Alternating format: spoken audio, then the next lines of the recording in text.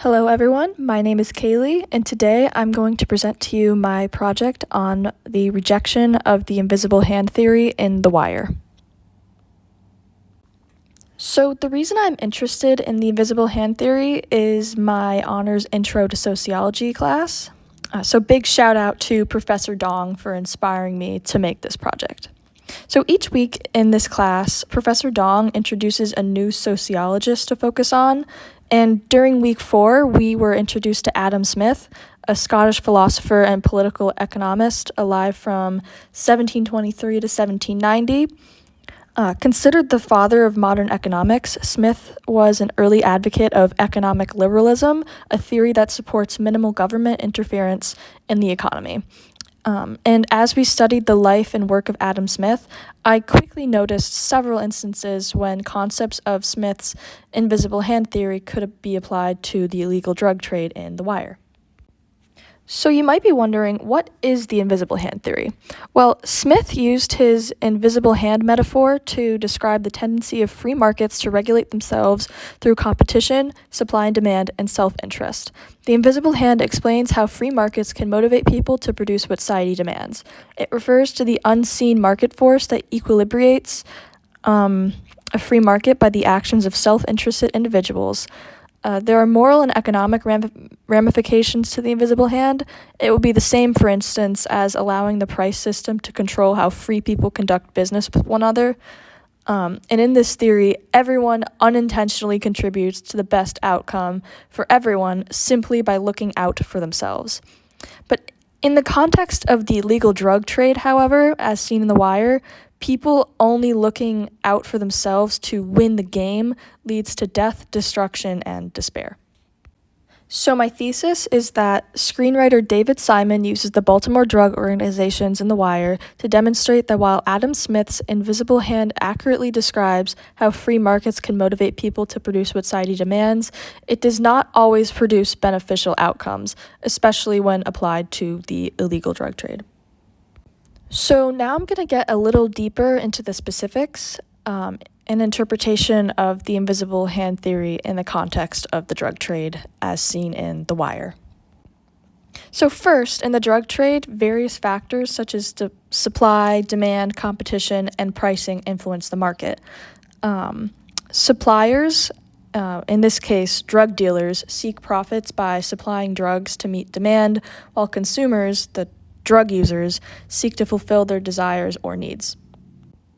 And the presence of multiple suppliers, both legal and illegal, creates competition. And this competition can drive efficiency in production, distribution, and pricing, similar to how legitimate businesses compete to improve their offerings and reduce costs. Also, users have preferences for certain types of drugs, quality standards, and prices. Suppliers who can meet these preferences effectively attract customers, leading to a sort of consumer-driven market where successful suppliers adapt to consumer demands. Moreover, while the drug trade operates outside legal frameworks, there are still informal mechanisms of regulation. For instance, reputation, trust, and reliability become crucial for suppliers to maintain their market share, somewhat mimicking the role of regulation in legitimate markets. And finally, just as in legal markets, actions taken by individual suppliers or consumers in the drug trade can have unintended consequences that ripple throughout the market. For example, a supplier's decision to cut drugs with harmful substances can lead to health risks for consumers, impacting the overall market dynamics. So now we're going to get into the counter-arguments to the invisible hand theory. In the context of the drug trade, these highlight the limitations and drawbacks of relying solely on market forces to regulate illicit activities. Negative externalities. The drug trade generates significant negative externalities such as increased crime rates, addiction, health issues, and social destabilization. These external costs are not reflected in market prices and can have far-reaching impacts on communities, undermining the notion that individual self-interest leads to overall societal benefits. And one example of this I found in The Wire is when Bubbles and Johnny rob an ambulance in season 2, episode 12. What was she firing, yo? Dirty bomb. Bedtime chasing. Damn, the bomb is the bomb.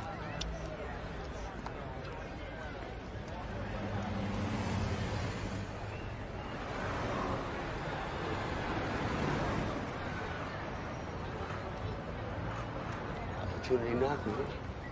Keep a lookout.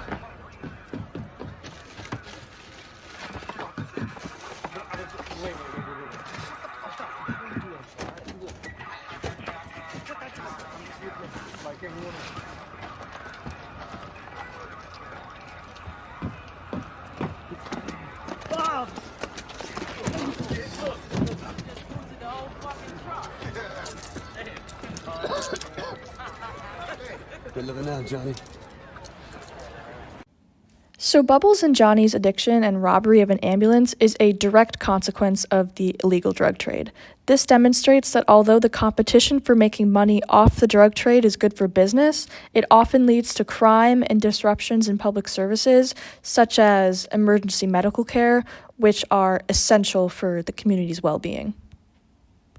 Second, we have power dynamics. So in the drug trade, power dynamics often favor larger, more organized criminal groups that can monopolize markets, engage in violent tactics, and exploit vulnerable populations. This concentration of power can distort market competition and lead to outcomes that benefit a few at the expense of many. And one example I found from The Wire is when ENGL explains to Bodie and Wallace how to play chess in season 1, episode 3. Yo, what's up with shop? No re-up. Why not? Cuz we got a red cap. They say we have a new package tomorrow. New package? Yeah. Yeah, man, this we got stepped on shit. We got out here get these fiends agitated. Well, look at them. They still buying it, though. Yeah, they buying twice as much and only getting half as high. Yo, what was that? Castle can't move like that. Yo, Castle move up and down or sideways like. Nah, we ain't playing that. Man, look at the boy playing checkers. Checkers? Yeah, checkers. Yo, why y'all playing checkers on the chess set? Yo, why you give a shit? Man, we ain't got no checkers. Yeah, but yo, chess is a better game, yo. So? Nah, hold up. Y'all don't know how to play chess, do you? So nothing, man. Look, I'll teach y'all if y'all want to learn. Come on, man. Nah, come on. Right in the middle of a game, Calm yo. down, chill out. I want to see this. Y'all can't be playing no checkers on no chessboard, yo. All right, man. Now look, check it. It's simple. See this? This the kingpin, all right? And he the man. You get the other dude's king, you got the game. And he trying to get your king too, so you got protected. Now the king, he move one space any direction he damn choose, cause he's the king. Like this, all right? But he ain't got no hustle. But the rest of these motherfuckers on the team, they got his back. And they run so deep, he really ain't gotta do shit. I like your uncle. Yeah, like my uncle. And you see this? This the queen. She smart, she fierce. She move any way she want, as far as she want. And she is the go get shit done piece. Remind me of Stringer. And this over here is the castle. It's like the stash. You move like this and like this. Dog, stash don't move, man. Come on, yo, think. How many times we moved the stash house this week? Right? And every time we move the stash, we gotta move a little muscle with it, right? To protect it. True, you right. All right, what about them little bald-headed bitches right there? All right, these right here, these are the pawns. They like the soldiers.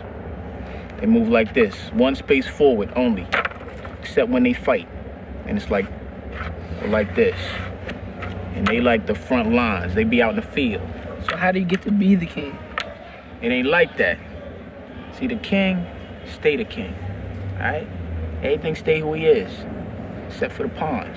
Now for pawn, made all the way down to the other dude's side, you get to be queen. And like I said, the queen ain't no bitch. She got all the moves. Alright, so if I make it to the other end, I win.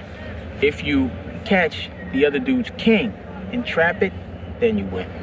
Alright, but if I make it to the end, I'm top dog. Nah, yo, it ain't like that. Look, the pawns, man, in the game, they get capped quick. They be out the game early. Unless they some smart-ass pawns. So this is a scene in The Buys in which Barksdale educates Wallace and Bodie on how to play chess, which actually symbolizes their drug game. He criticizes their strategy as they, quote, can't be playing no checkers on no chessboard.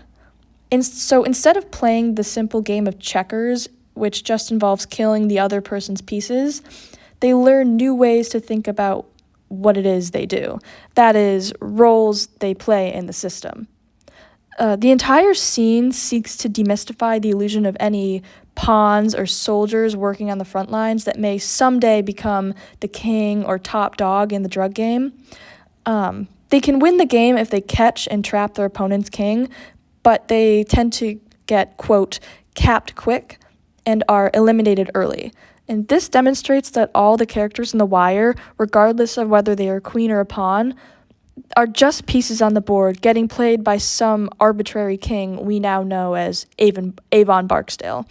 And this symbolism is genius in that it perfectly illustrates the flaws of living in a capitalist society. While we are all told that the sky is the limit, the reality is that society is the limit. Not only must we abide by the law and suffer restrictions from the global economy, many people are disadvantaged simply because of their environment or social class, which is a direct counter-argument to the invisible hand theory. Third, we have lack of regulation. So, unlike legal markets that operate within regulatory frameworks, the drug trade lacks effective regulation, leading to quality control issues, unsafe products, and unpredictable market fluctuations. Without proper oversight, consumers are exposed to risks that go far beyond typical market uncertainties. And one example I found from The Wire is when Johnny tests positive for HIV in Season 1, Episode 5. I said it was hot, but you used to get these barbecues on. You got Johnny Weeks up in here? Oh, Johnny Weeks. Oh, in the game, man. Plus. Any smokes? I'm out. how long you been? You gotta give medication a chance to work in the system, man.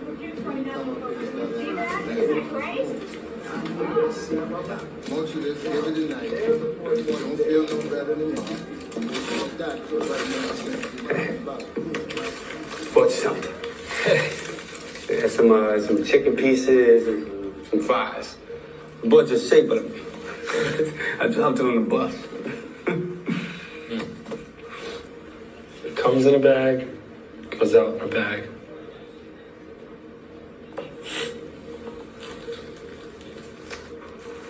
How long you had that for?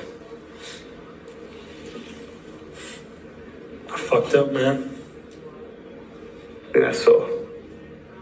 There was nothing I could do, you know? It's like first I got beat, right? And then I get this. What are these for, huh? Say I got the bug.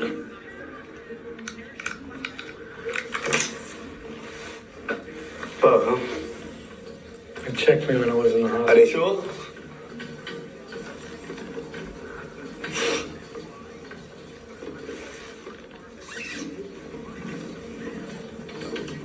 Where you been at? Yeah, man. Man, I didn't come past sooner, but I've been on kind of like a mission. A mission? Yeah. Them hoppers that beat you down, they got problems now. Yeah, them many people that swing for even. What? I put the police on their ass. Police? Yeah. Would you get locked up or something? No, come on. No, I'm not working for them. I'm working with them. They don't give me the bad soon enough. I keep doing like I do. Why? Then why? How you gonna ask me why? Why the fuck you in here, man, with all these falling out motherfuckers? And why you passing shit to a bag? Why they beat you down? Why I couldn't do nothing about it? It's all part of the game, right? I mean, you taught me that. So Johnny testing positive for HIV highlights the lack of safety measures and health regulations in the illegal drug trade. Without proper regulation, addicts like Johnny are exposed to serious health risks, including HIV transmission through shared needles. The absence of oversight leads to dire consequences for individuals, undermining their well-being and public health. So this entire scenario contradicts the idea of the invisible hand theory, which suggests that self-interested actions in regulated markets can lead to positive outcomes for society.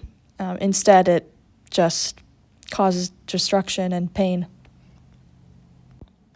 Fourthly, we have inequitable distribution. So the invisible hand theory assumes that market outcomes are fair and lead to equitable distribution of resources. However, in the drug trade, profits often accrue disproportionately to those at the top of criminal hierarchies, while marginalized communities bear the brunt of social and economic harm associated with drug abuse and trafficking. And an example I found from The Wire is when the police raid Bodie's grandmother's house in Season 1, Episode 4. Still unspecified political plan $5 food store on Wednesday night. Police! Open the damn door! Open the damn door! Open the door! What? Open the motherfucking door!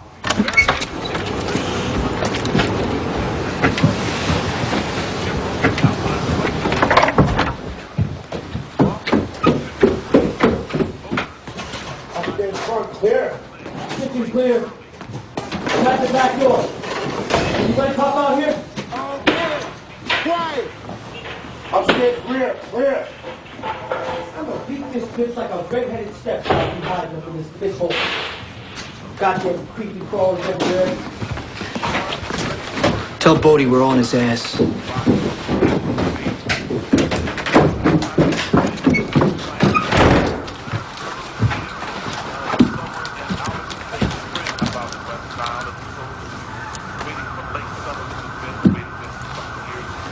I'm sorry for cursing at the door. I mean, I couldn't see that it was only you. Is it the drugs again? Would you like to sit down? Preston came to me when my daughter died. He was 4 years old. But even then, I knew he was angry. His mother lived out there, caught up in it. After a while, he couldn't make us see nothing else. So how you think you're gonna carry it? Oh, I'm sorry, man. And I'm sorry for the way we came through here. If Preston comes past, give him this and tell him we need to talk, okay? Sorry.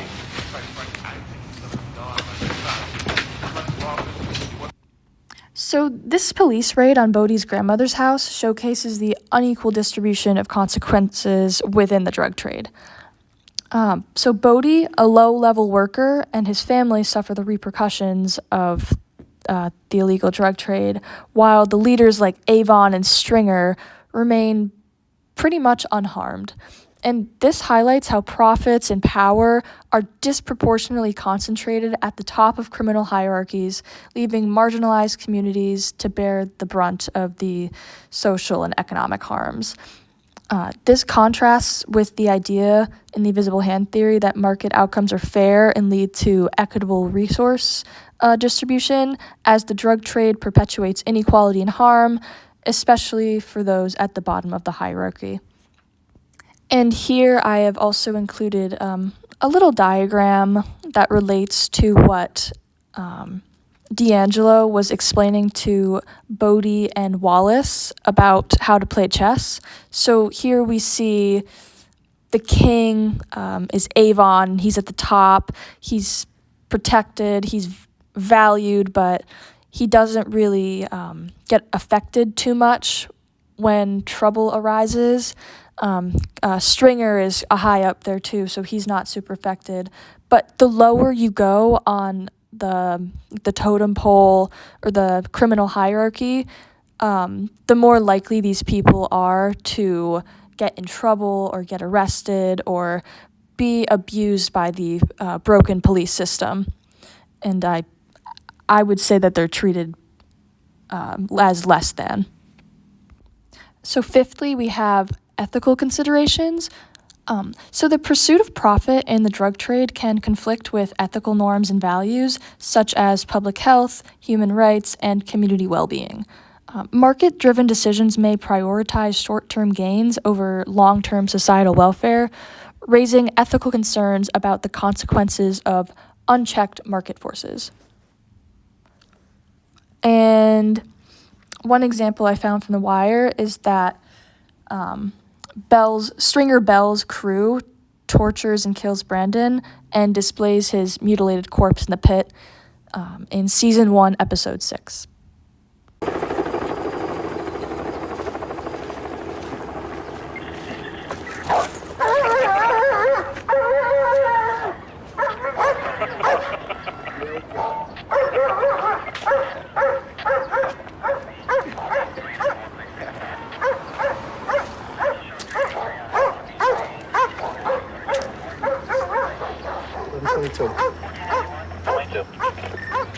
Still out here waiting on a lab unit. Do you have an ETA? Negative, they're all out.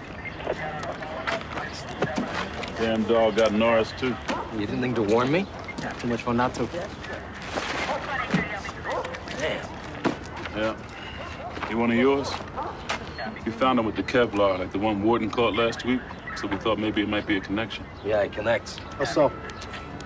Don't have a name, but he's part of a stick-up crew. Took off a stash house last month. My guy Barksdale's coming back on them. In a big way. Jesus, they must have killed this kid 4 or 5 times. Cut him in a dozen places, burn him with cigarettes. Goddamn torture fest, what it was. Doesn't look like you're seen either. Fuck him up somewhere else, dump him here for all to see. Anything we can use? Not yet. We're up on some phones. If I hear anything, I'll let you know. 11:22. 22. Anything yet? Or we just stand around here and let this guy go ripe on us? You waiting for crime lab? Over an hour. Only 2 units on the street, and both of them are up in City Council President's house. What happened there? Someone stole his lawn furniture. Up there taking pictures of an empty patio, dusting the backyard gate for latents. I kid you not. I swear to God, you show me the son of a bitch that can fix this police department, I give back half my overtime. So Stringer Bell's crew's actions, torturing and displaying Brandon's mutilated corpse, exemplified the disregard for ethical norms and human rights in the drug trade. The pursuit of profit leads to extreme measures that conflict with public health, human rights, and community well-being. Market-driven decisions prioritize short-term gains over long-term societal welfare, raising ethical concerns about the consequences of unchecked market forces. This scenario contradicts the idea in the invisible hand theory that self-interested actions in regulated markets lead to positive outcomes, as the illegal drug trade's lack of ethical considerations results in significant harm and moral dilemmas, especially with this cruel death of Brandon. And finally, we have legal and moral frameworks. The invisible hand theory assumes a functioning legal and moral framework that guides market behavior. In the drug trade, however, legality is absent, leading to a lack of accountability, enforcement challenges, and a disregard for legal principles that underpin legitimate markets. And one example I found from The Wire is when Avon continues to run his organization from prison through Stringer. And here is a clip from season 2, episode 5, when they are discussing their business. So Avon running his organization from prison through Stringer showcases the lack of accountability and enforcement challenges in the illegal drug trade. The absence of a legal framework leads to disregard for legal principles that guide legitimate markets. Without legal and moral guidelines, market behavior in the drug trade lacks regulation, leading to increased risks, corruption, and exploitation. This situation contradicts the invisible hand theory's assumption of a functioning legal and moral framework that guides market behavior, highlighting the negative consequences of operating in an illegal and unregulated market. And this lack of regulation and broken law enforcement system enables criminals to still commit crimes even when incarcerated. So in conclusion, while Adam Smith's invisible hand accurately describes how free markets can motivate people to produce what society demands, it does not always produce beneficial outcomes, especially when applied to the illegal drug trade.